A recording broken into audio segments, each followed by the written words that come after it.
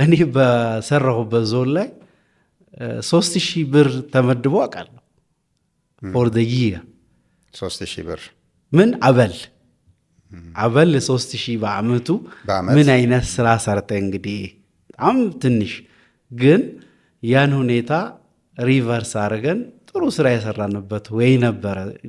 ያ ማለት አሁን የዛን ሰዓት 3000 ቫልዩ ከፍ ሊል ይችላል፣ ግን ከሌሎች ሴክተሮች ጋር ስታስተያይ ያ ብር የሚመደብለት ሴክተር አይደለም።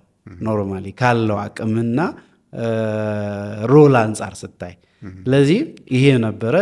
ቅድም እንዳልከው ባለሙያም የሆነ ቦታ ሲያጣ ወደ ሌላ ኢቭን እኔ ማስታውሰው ጥሩ ጎበዝ ኤክስፐርት ሆኖ ሲያገኘው ሰው ወደ ሌላ የሚወሰድበት ግን ቱሪዝም በሌላ ዓለም ኤክስፐርት የምትመርጥለት ሴክተር እውነት ነው።